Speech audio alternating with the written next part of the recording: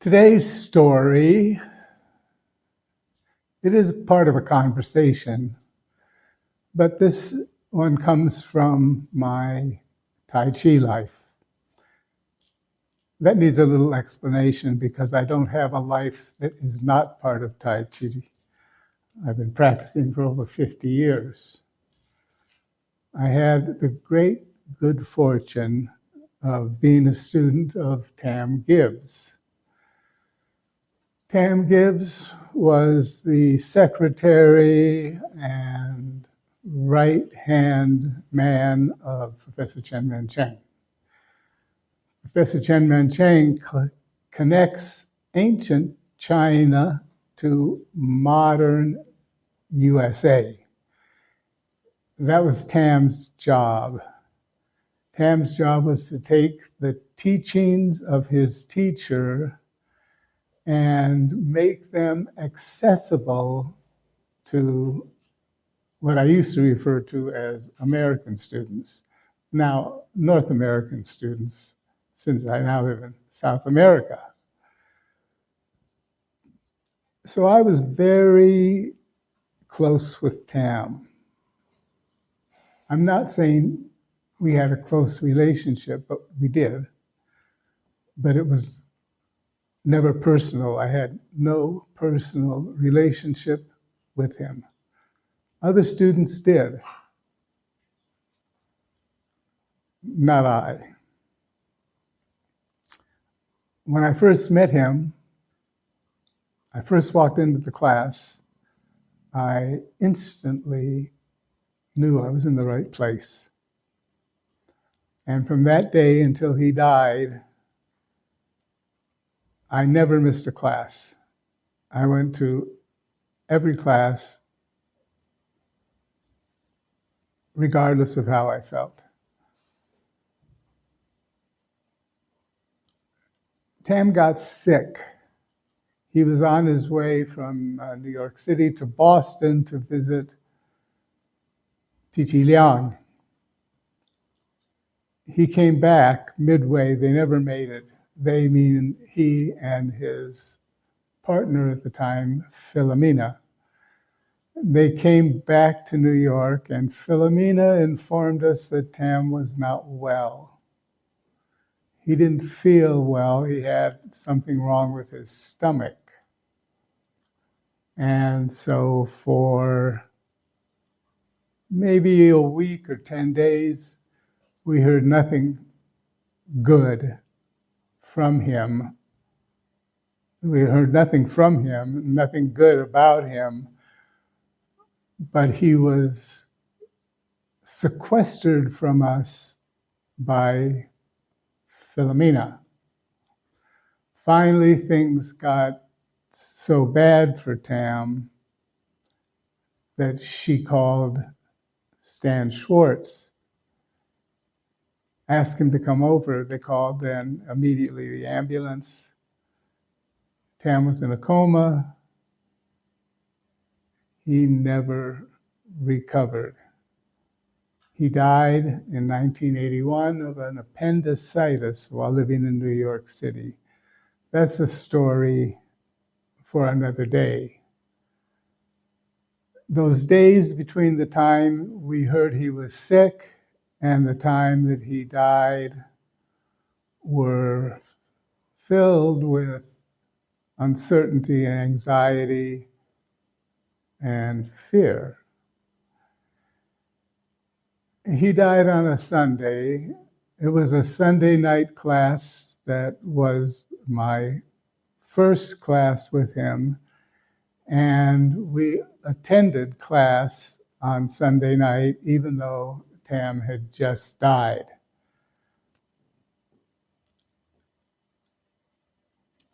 I went home that night, and when I went to sleep, I had my first of 3 dreams involving Tam. And in this first dream, I was in bed with Tam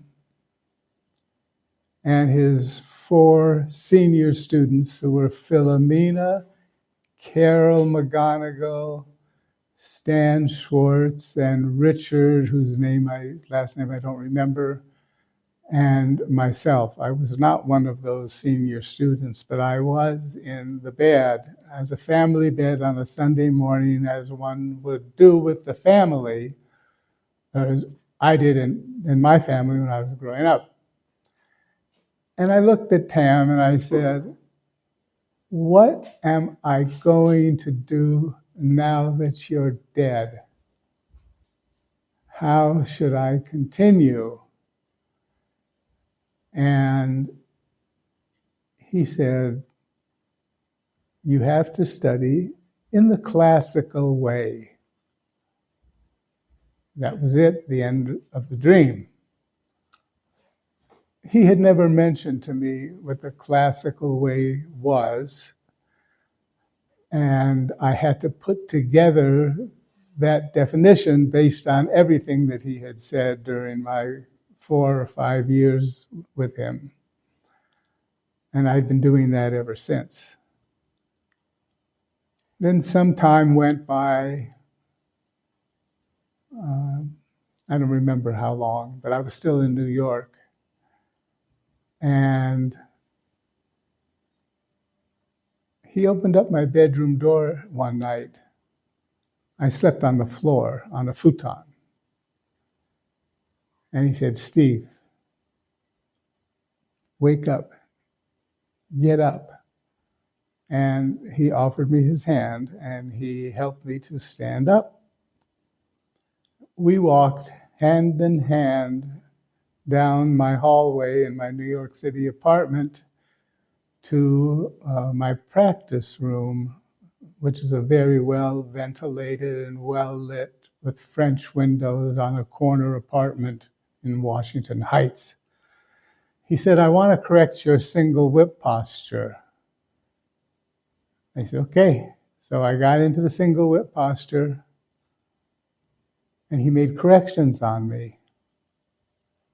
When he was finished, he told me, okay, go back to bed. So I went back to bed.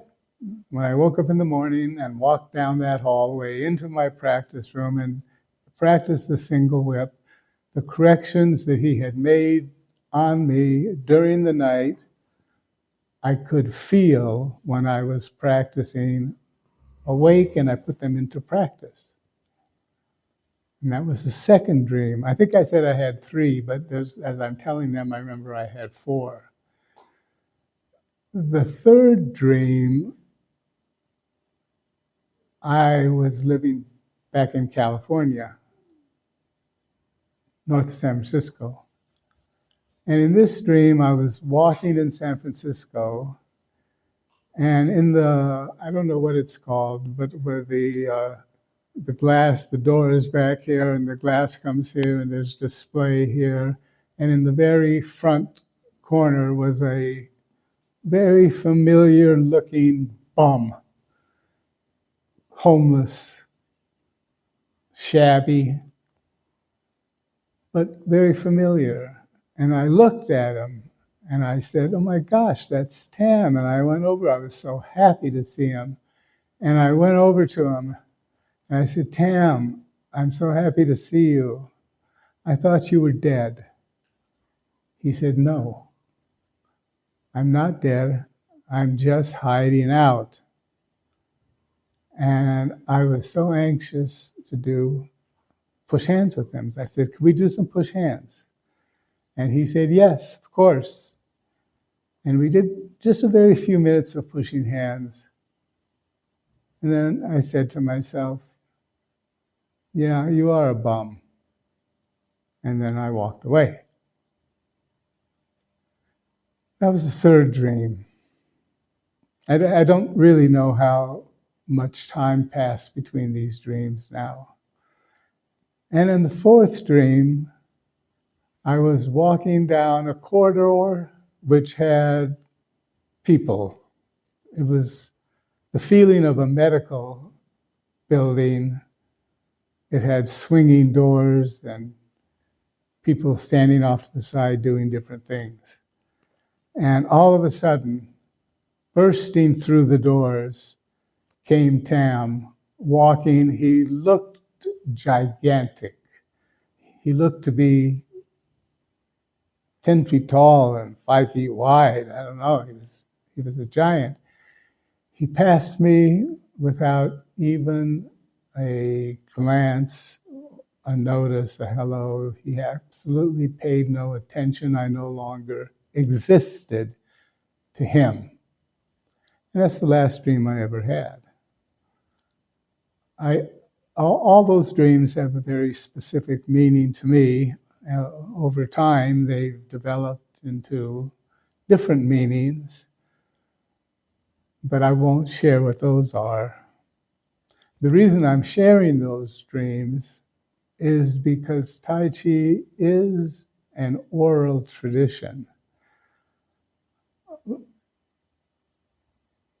It takes me a long time to write things down. Writing is a tool of the past, I think. And for me, a better way is direct communication of these stories from my mouth. And it's now part of the oral tradition. It's a very strange thing because my name is not listed in the hierarchy of the Tai Chi communication of the oral tradition because I'm here. Tam is. Tam connected me to Chen Men Cheng, who was connected to his teacher Yang Shang Fu. And the closer we stay to the teachings of the old ones, the more chance there is of having a clearer transmission of the information.